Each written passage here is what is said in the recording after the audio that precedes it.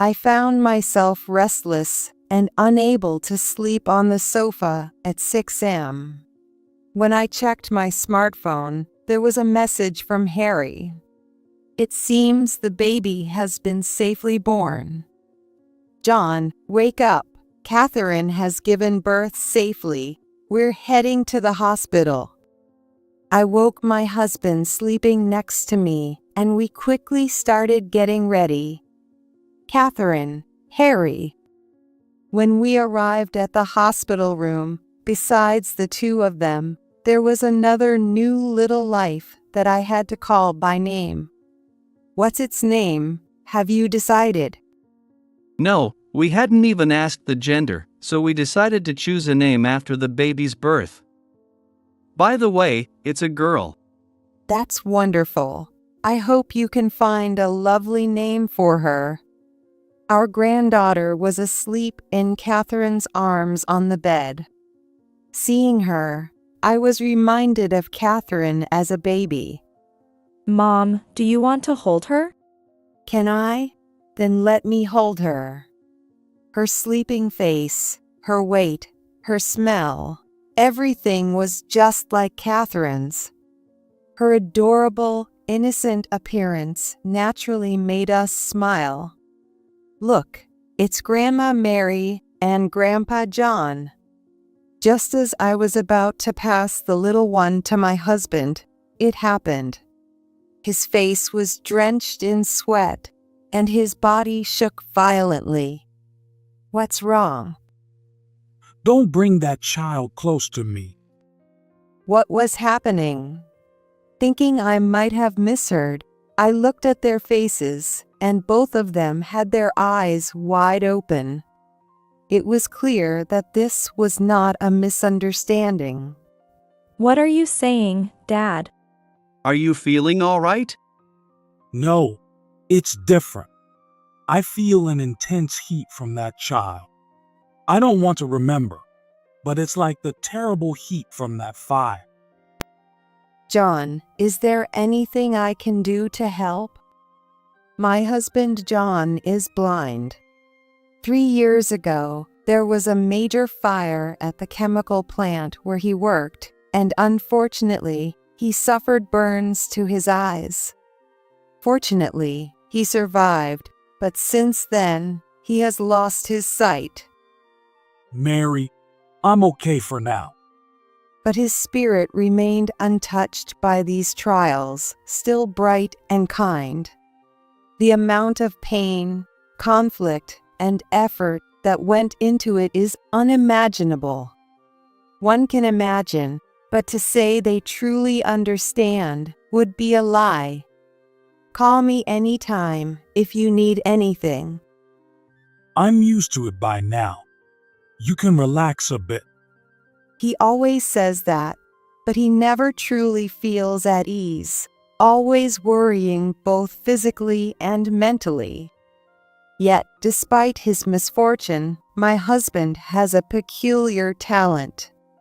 Through conversation, he can glimpse the true intentions of others. He says, it's just a sense, not a superpower, but to an outsider, it might well seem like a remarkable ability. It's well known that blindness can heighten other senses, and there are theories to support this. In John's case, his already keen sense of other people's emotions seemed to have sharpened even more after losing his sight. That's why both I and our daughter Catherine often find ourselves asking for his judgment, a bad habit, because we rely on him so much. He is indeed a dependable figure. Most recently, when Catherine brought her boyfriend over, his sixth sense proved to be a valuable validation. About a week ago.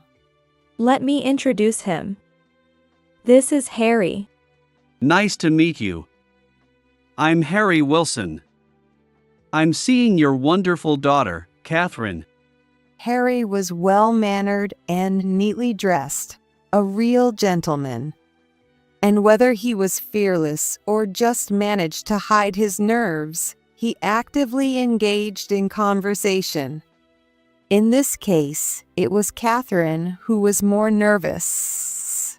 It was understandably so, as her father possesses the ability to read between the lines of what others say.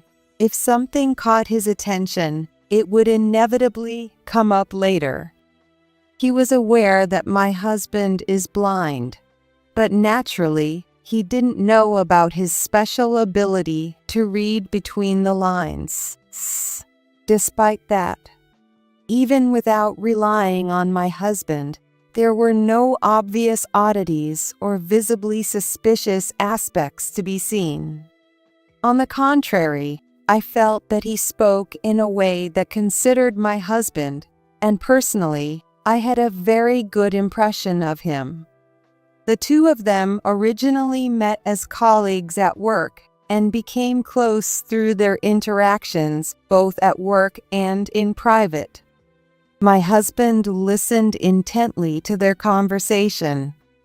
As the sun set and it became dark, my husband shared his thoughts about Harry. Regardless of his looks, he seems like a good person. Hearing this, Catherine and I let out a big sigh of relief. Of course, it was a sigh of relief. On a whim, I tried to explain to my husband what Harry looked like by comparing him to a celebrity he resembled. Oh, come on, that personality with that look. He's so perfect he might attract the wrong crowd, he said with a wry smile. Since then, Harry has often come to our house with Catherine. Even now, he is considerate of my husband's blindness and truly sincere. I felt deep relief and joy without any shred of worry that Catherine would marry someone like him. Then, a simple question crossed my mind. Can I ask you something? Yes, what is it? Harry, you're such a good person. I'd love to know about your parents too. Could you tell me about them if you don't mind? After a moment of uncomfortable silence, he smiled bitterly and apologetically declined. I'm sorry. I lost my parents in an earthquake when I was young. Oh, I'm so sorry to hear that. I shouldn't have asked such a thing. Yet his demeanor remained unchanged. No, it's okay. It can't be helped. But, may I talk a little about it? His humility and consideration for others impressed me. I felt I must respond in kind. Yes, of course. Say anything you like. Because I no longer have my parents, I often reflect on these things. I wasn't able to properly honor them, so if there's a chance to do so by proxy, I would. I think it would make them happy, and it would also give me some peace. To me, this confession sounded like a cry from the heart. It was a torrent of emotions that could hardly be fathomed. So, it might sound strange, but I see some of my parents in you. I want to make sure I have no regrets this time around. As he finished speaking, I noticed that my husband had quietly appeared in the shadows. He listened to Harry's voice and nodded silently. For me, that was the greatest confirmation. Time passed, and the two were happily married. The wedding went smoothly, and afterwards, Harry moved into our house. Even after marriage, he continued to be considerate, especially towards my husband. However, there's one concern. Our house has a garden facing south, raised a step from the road, and sometimes trash is scattered there. 3 times last week, twice this week. I thought maybe a bird like a crow dropped it, but it seemed too coincidental. But even if someone was doing it on purpose, it wasn't harmful enough to make a fuss, so I decided to keep it to myself for now. Time has passed since early summer. Catherine and Harry announced they were expecting. It was truly a joyous occasion. While it was manageable with just Harry moving in, adding another person meant we had to consider moving. Considering my husband's blindness, opting for a barrier-free property wasn't a bad idea. That night, we discussed such matters. Bump. Suddenly, there was a rustling noise from the bushes at the front of the garden. What was that? It wasn't the gentle sound of the winds moving things. It was more like something forceful had passed through. It made me uneasy. I couldn't always rely on my husband in these situations. Determined, I grabbed the edge of the curtain and pulled it open with a decisive motion. Wow. What's wrong? What happened? There, lying on the lush greenery in the darkness, was the carcass of a crow. At that moment, I was sure of it. The trash in the front yard wasn't the work of crows or other animals, but a person with clear malicious intent.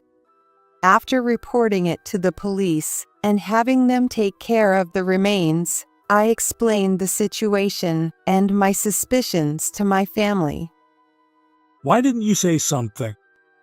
Until now, the trash seemed like it could have just blown in with the wind.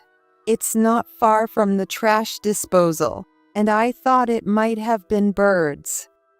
Well, let's think about what we can do. There's not much, but still. Right.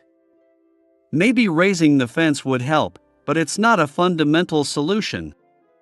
Then, maybe we should get a security camera. After discussing various opinions, we decided to install a security camera. About a week after the camera was installed, Catherine, who was pregnant, noticed trash again in the yard. "Let's see who it is," she said eagerly as she checked the camera, and the perpetrator was identified quite easily. The security footage clearly showed a woman with long black hair tossing a trash bag. Her build and even her face were clearly visible. Catherine murmured softly. I feel like I've seen this person somewhere. She pondered for a while, but couldn't recall, so they decided to wait for Harry to come home. That night, when Harry got home, he quickly recognized her. It's Emily. I know her.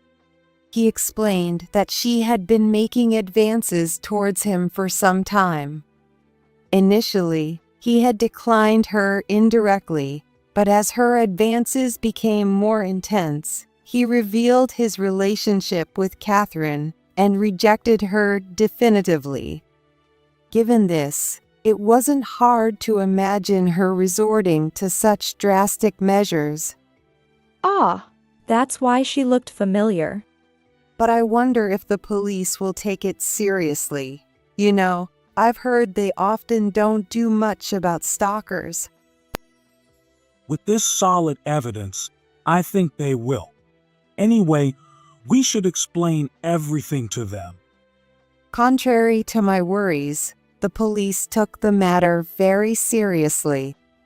Thanks to that, Emily received a stern warning from the police, and her company made her sign a statement to stay away from Catherine and Harry, and then transferred her to another region.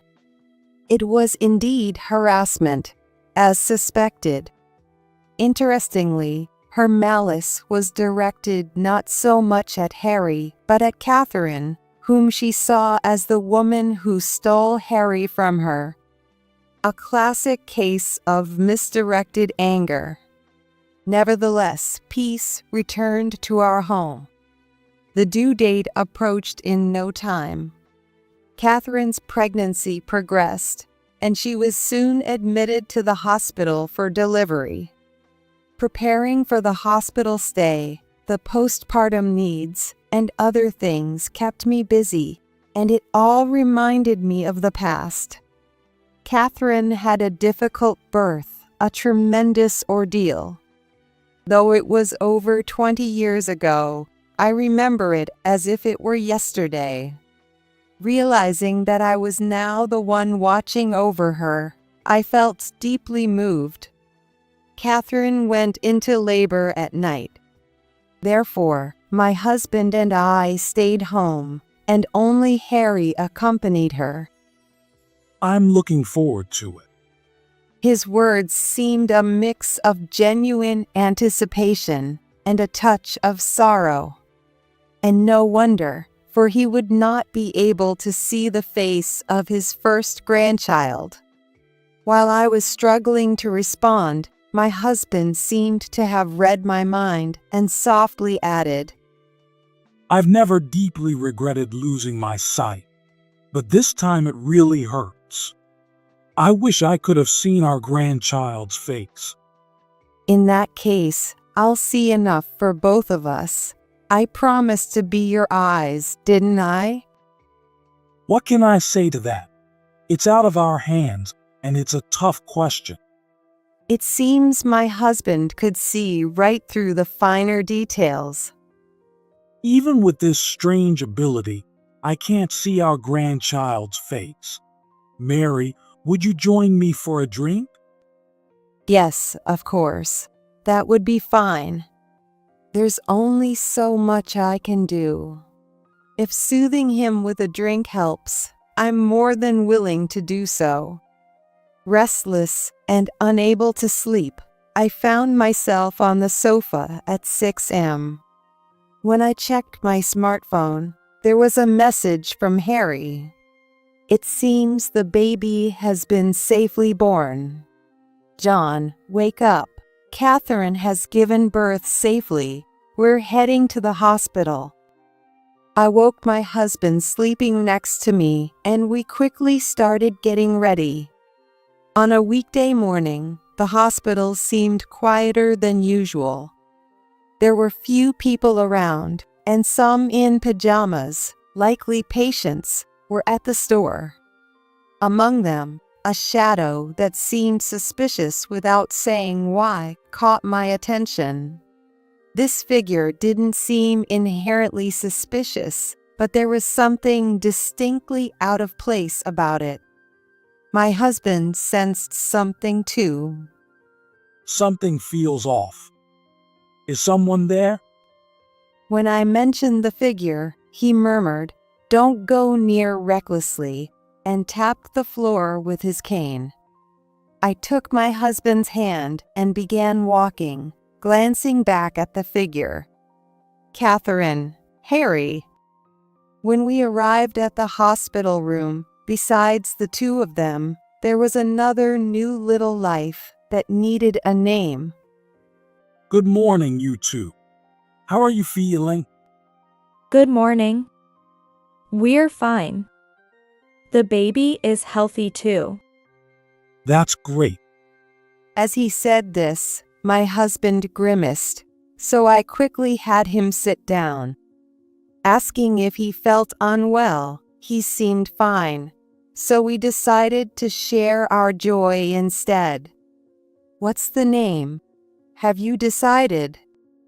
No, we hadn't even asked the gender, so we decided to choose a name after the baby's birth. By the way, it's a girl. That's wonderful. I hope you can find a lovely name for her. Our granddaughter was sleeping in Catherine's arms on the bed. Seeing her, I was reminded of Catherine as a baby. Mom, do you want to hold her? Can I? Then let me hold her. Her sleeping face, her weight, her smell, everything was just like Catherine's. Her adorable, innocent appearance naturally made us smile, Look, it's Grandma Mary and Grandpa John. Just as I was about to pass the little one to my husband, it happened. His face was drenched in sweat, and his body shook violently. What's wrong? Don't bring that child close to me. What was happening? Thinking I might have misheard, I looked at their faces, and both of them had their eyes wide open. It was clear that this was not a misunderstanding. What are you saying, Dad? Are you feeling all right? No, it's different. I feel an intense heat from that child. I don't want to remember, but it's like the terrible heat from that fire. Could it be that he sensed something from this baby? After entrusting our granddaughter to Catherine, I stayed close to my husband. His shaking gradually subsided, but he was still breathing heavily. Are you okay? Yeah, I've calmed down a bit. Mary, can we talk for a bit? Yes, of course. I followed him out of the hospital room where our daughter and others were. We found a seating area a little way down the corridor, and I let him know. I'm sorry for startling you. The baby is fine. Can you tell me what happened? After a pause, he began to explain. I must have picked up on someone's emotions nearby. It was more intense than anything I've ever felt before, like burning resentment or anger. It was so vivid, it threw me off. Sorry, the timing was bad. Don't apologize. It's not something you can control. Resentment and anger. Unfortunately, I had an idea what it could be related to. That woman, Emily.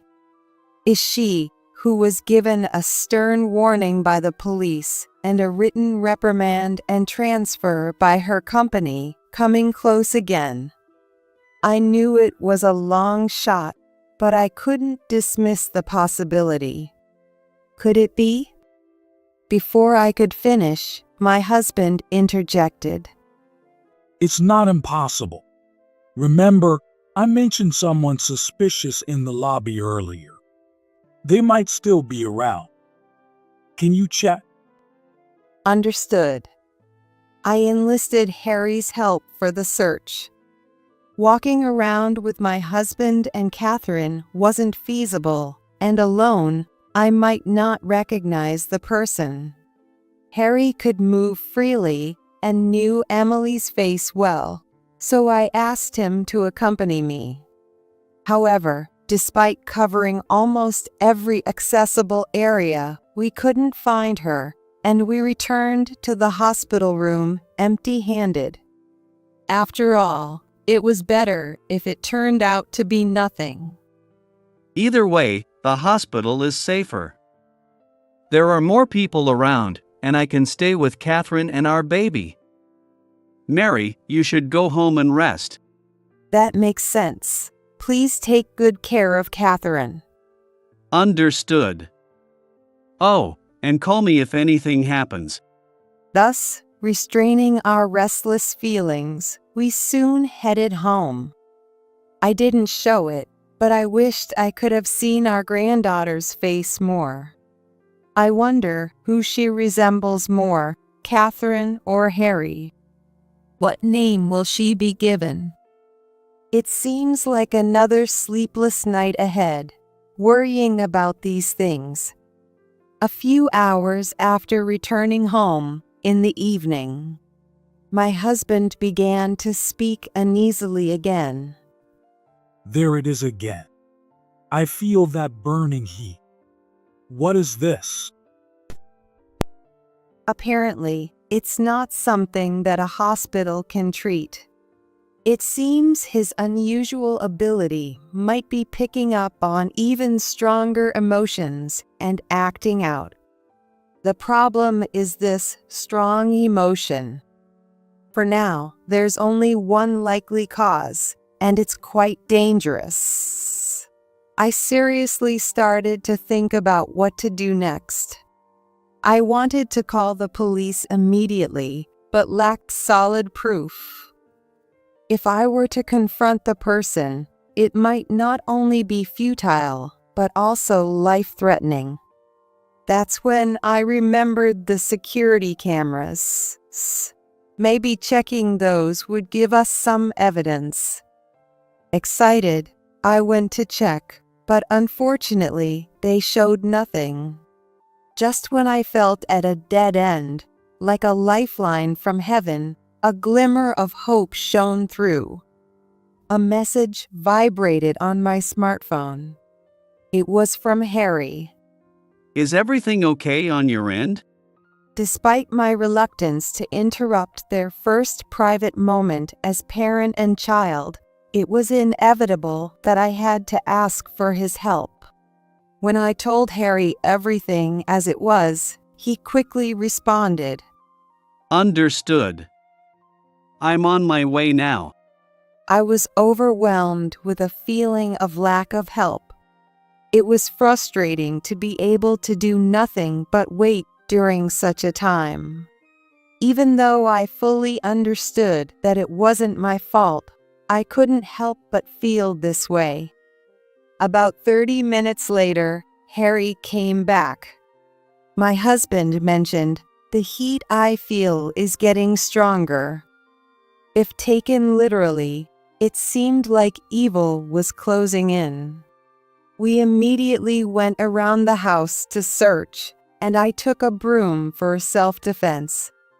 The sun had fully set, and while it wasn't pitch black, it was quite dim. This only served to drive our fear even further. There was a sudden noise. Neither Harry nor I missed the unusual noise. It came from the back of the house and was clearly accompanied by the presence of someone. Mary, I'll go check the back. Just in case, please call the police. I did as he suggested, returning inside to call the police. Subject secured. Repeat, the subject is secured. Incredibly, there really was someone lurking there. At a glance, the profile was unmistakably that woman, Emily. Without causing a scene, she was led into a police car by several officers. According to the police, she was found holding arson materials and a lighter. The worst possible outcome that suggested was clear. Once I knew we were safe, I suddenly felt so relieved that my legs gave out. Are you okay? Yes, I'm fine. My legs just went weak with relief. Harry's brave actions were commendable, but without my husband's unusual ability, who knows what could have happened. My husband, meanwhile, had calmed down completely and returned to his usual cheerful self. There's a lot to process, but I guess it all turned out all right. Maybe I'm more incredible than I thought. More than you think, it's practically supernatural. Yeah. If I were younger, maybe I could have used it to help people more. I later learned that Emily had indeed tried to infiltrate the hospital where Catherine was staying, looking for a chance to cause harm. Worse still, this time her target was not Harry or Catherine, but our newborn granddaughter. Behind it all was a selfish grudge fueled by rumors at her transferred location that she was stalking and sent there, forcing her to resign due to losing her place. But on the day, overwhelmed by the presence of so many people, she abandoned her plan and decided to set our house on fire instead. The heat my husband felt was undoubtedly this evil intent. After she was taken away by the police, she awaited the appropriate legal punishment. Just when I thought true peace had arrived, something unexpected happened. Suddenly, people claiming to be Emily's parents showed up. We are very sorry for the trouble our daughter caused. When she is released, we'll take her back home and keep a close watch on her. It seemed they weren't exactly seeking forgiveness, but my husband was not home. He had gone that morning with Harry to pick up Catherine from the hospital. While their sincerity was apparent, I couldn't quite grasp the true intent behind their words. Naturally, I didn't invite them in, but managed the situation at the door and then saw them off. Afterward, a chilling question sprouted in my mind. Why did they know where our house was? Realizing this, I decided it was essential to expedite our previously considered plans to move. After Catherine safely returned home and our family grew by one, I didn't hold back in explaining everything that had happened. With things like this happening, we really need to move quickly. My husband took the lead, and together with Harry and me, we set out to sense the energy of various places. Fortunately, we all agreed on a nice plot of land and house that felt right, so we decided to live there as a family of 5. I realized for the first time that I hadn't fully believed in my husband's special ability. But after this ordeal, he proved he could save the lives of our entire family. This is no longer just a special skill, it might truly be a supernatural ability. The new house is a comfortable, barrier-free property. It's not only kind to my husband, but also to our new family member, Sophia. This should give some peace of mind to me, Catherine, and Harry as well. Now, nothing threatens us. I'm genuinely looking forward to starting anew in this place. But still. Hey Harry, can I ask you something? Yes? What is it? Do you need help with something? No, it's not that. I was just wondering, are you happy living with us? I mean, you should be enjoying your newlywed life with Catherine, and now with a daughter too. Is that what you're worried about? I've told you before, I wanted to show my gratitude.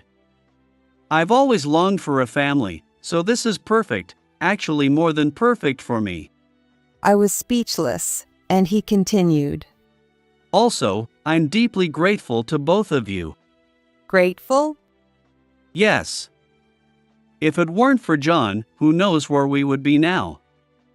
And Mary, because you believed in him, everything ended without incident. If either of you had been missing, we wouldn't know how this might have ended. So, this is my chance to return the favor and show my deep gratitude to both of you. Thank you. This time, even without John's powers, it was clear. He isn't lying. I thought that to myself.